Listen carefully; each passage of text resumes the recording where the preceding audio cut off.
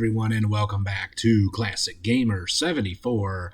I am your host, Anthony Gamer, and in today's episode, we're going to have an arcade versus NES.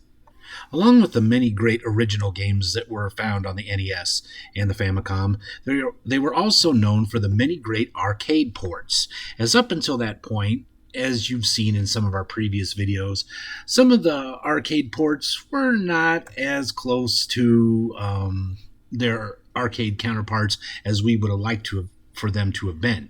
But when the NES came around, well, with it being 8 bits, let's just say the bar was raised a little bit higher.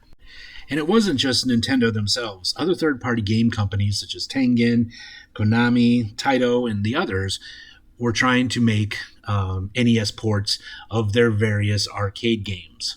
So what we're going to do today is we're going to compare the arcade games with their NES ports.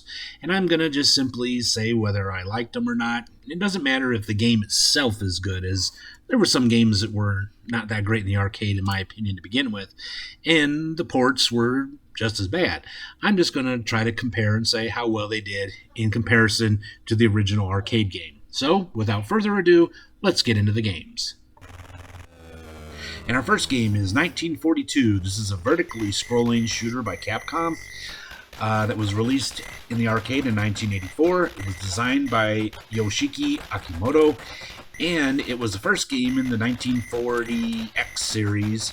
And this actually is supposed to be taking place in the Pacific Theater of World War II, and it's loosely based on the Battle of Midway. And your goal is to reach Tokyo and destroy the Japanese fleet. There's some cool power-ups, and you've got some planes that were actually used during this battle. Alright, in 1985, they released this port on the Famicom, and a year later on the NES. And it was a big success. It actually sold 1 million units, and it was kind of the breakout game for Capcom. Overall, I'd say it's a really good port of the arcade game. The controls are very smooth. The scrolling is really nice. The only problem I have with it, honestly, is the sound. Yeah, some of the sound didn't port very well, and the sounds that they use, I think, are just kind of annoying. But overall, it's a very nice port of a great game. Alright, and next up, naturally, is going to be 1943, The Battle of Midway. This was released in 1987 in the arcade, and this game also takes place during the Pacific Theater of World War II, off the coast of the Midway Atoll, with the Imperial Japanese Armed Forces are the main antagonist. Once again, you were taking on the role of an unnamed U.S. Navy ace pilot, and your job is to destroy all Japanese air and sea forces. You fly through 16 stages of play and ultimately destroy the battleship Yamato, the game's final boss. And once again, you are piloting a P-38 Lightning. The controls are pretty much the same as the previous game as well. And in 1988, the NES would get their own version of this game. What made this a little bit different is you had the ability to improve your plane by permanently upgrading certain aspects of its abilities. These include the plane's offensive and defensive powers, the maximum fuel level, and its special weapons and their durations, which is pretty cool because as time goes on, you can get your plane really, awesome and just go through and wipe out everybody. So again, a really nice port, and the upgrades really add another cool level of playability to this already great game. Alright, and our next game is Afterburner. This is a rail shooter arcade game in which you are flying an American F-14 Tomcat fighter jet and clear out the game's 18 unique stages by destroying incoming enemies. This was released by Sega in the arcades in 1987, and it was designed by a gentleman named Yu Suzuki. And what's cool about this game is that you could play it in an upright cabinet, and they also had a sit-down cabinet that would excuse me, that simulated an aircraft cockpit with flight stick controls, a chair with a seatbelt, hydraulic motion technology that moves, tilts, rolls, and rotates the cockpit in sync with the on-screen action. So yeah, playing it in that cabinet was a really interesting and realistic experience that you wouldn't be able to get with any other game at that time. So yeah, Afterburner was truly a game changer when it was released. Alright, remember that I said this game was made by Sega, so therefore it probably, you wouldn't have expected it to be released for a Nintendo game console, right? Well, in 1989, an unlicensed port of it was made by Tengen, which was reworked by Sunsoft for their Japanese exclusive port to the same console. Yeah, unfortunately, they didn't do an outstanding job. The controls weren't that good. The quality of the graphics was not that great. Yeah, this is probably one that probably shouldn't have been made, although that never seemed to stop Tengen in the past. On a side note, the Sega Master System port was a tremendous success, but we'll discuss that more when we get to the Sega Master System. Overall, this is probably a port that you should avoid. In 1989, Midway released Arch Rivals, also known as Basket Brawl, for the arcades. In this game, it is a 2-on-2 full-court basketball game in which players are encouraged to punch opposing players and steal the ball from them. Yeah, you could also say this is kind of a street ball kind of game. Yeah, so basically it's just a regular game of basketball minus the fouls. Yeah, it's a lot of fun, honestly.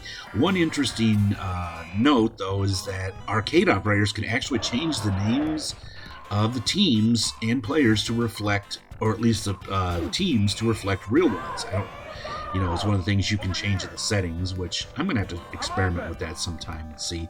One of the playable characters, Tyrone, was also featured in the animated The Power Team segments of the television series Video Power. A lot of people consider this game the forerunner to another Midway arcade game that you probably heard of called NBA Jam that would come out a few years later.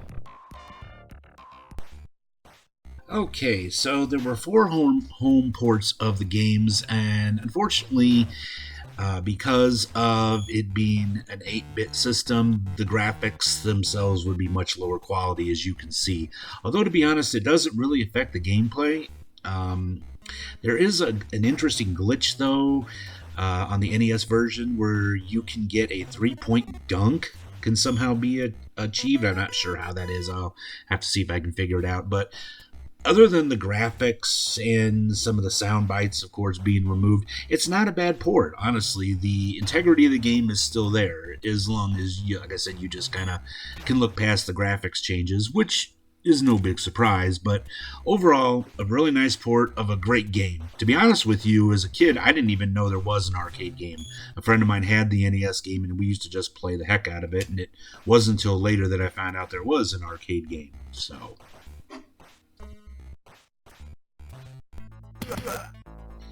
Alright, our next game is Bad Dudes vs. Dragon Ninja. This was released in 1988 by Data East. In this game, you take on the role of these 2 gentlemen who are simply known as the Bad Dudes. And in this side-scrolling cooperative beat-em-up game, you are trying to rescue the president, President Ronnie, based on the 40th president, Ronald Reagan, who has been abducted by an evil dragon ninja. So you basically go around and beat up these guys in different locations and try to rescue the president. This game was a big commercial success and one of the highest-grossing arcade games of 1988, and is very well remembered by fans, and has also been featured in several films as well. Okay, now let's look at the NES port. Yeah, Not exactly a great port, I would say. The controls are very sluggish, very sluggish. Um, yeah, the graphics were kind of really taken down a lot. Yeah. Also, they changed the name. It's no longer Bad Dudes versus Dragon Ninja. They just simply called it Bad Dudes. Not a great port of the game. I don't know. The story is still there, but overall, I really was not that pleased with it. Yeah. Also, keep in mind that this was supposed to be a two-player co-op, but unfortunately, it was alternating two players. So, unlike the arcade game, so they also removed the reference to President Ronnie. It says that you are just rescuing the president, and that was because Nintendo of America didn't want political stuff in their games. So yeah, there was a few changes that were made, and really overall the game itself was not a great port. Do yourself a favor and just, either find an arcade somewhere or get MAME and play the original. And next up, we have a game that I just covered in a previous episode. Actually, I looked at the entire series, and that is Bubble Bobble. This 1986 platformer game was published by Taito, excuse me. I still can't get used to saying Taito for arcades. It was designed by Fukio MTJ Mitsuji. And in this game, you take on the role of Bub and Bob, two dragons that set out to save their girlfriends from a world known as the Cave of Monsters. In each level, Bub and Bob must defeat each enemy present by trapping them in bubbles and popping them, who turn into bonus items when they hit the ground. And there are 100 levels total in this game. I've nowhere near got close to that, but a buddy of mine, Andy, did many years ago. It's considered one of the greatest games of all time. It's had several sequels, spin-offs, and still going strong to this day. So definitely a legendary arcade game. And with this game being as popular as it was, people were going to be extra critical of any ports that were made of it. And when it came to the NES port, people were not disappointed. The NES port or the Famicom Disk System port were spot on. Just an amazing port of this game. The controls are just as smooth as they were. You have the music, the graphics are just as bright and as colorful. Just great. I can't find enough good things to say about it. They just did a bang-up job with this port.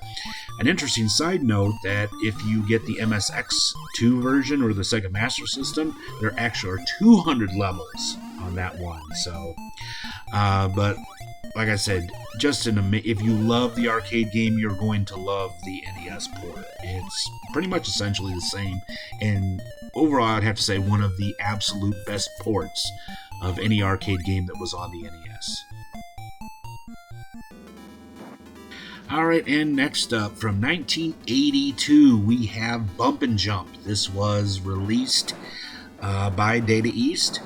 And in this game, you are driving this really interesting car that can jump high in the air.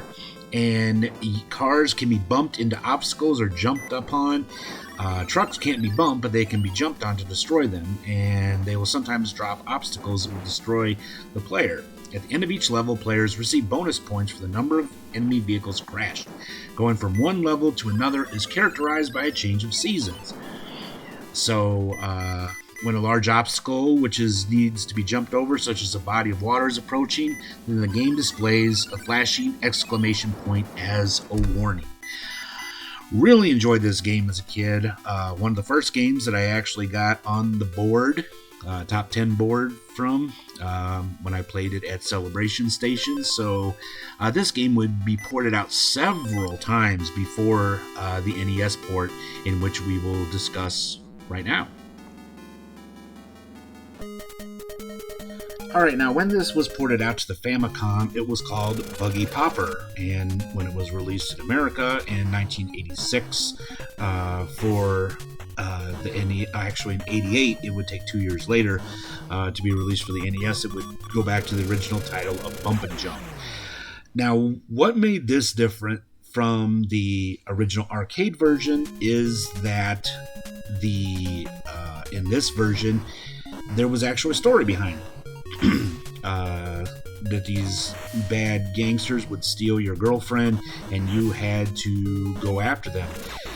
One other interesting aspect is that you had to pick up cans of gasoline that were interspersed throughout each course to fuel up your car throughout the course of the game, especially if you go a little too fast, which of course you have to go fast in order to be able to jump. So the graphics themselves were an improvement. Of course, that it would be a few years later that this would get released. So overall, it's a pretty nice version of the game, and the storyline and the little bit of difficulty that have been added on have really, I don't want to say improved the game, but added another layer to it that the earlier ports and the arcade game itself didn't have.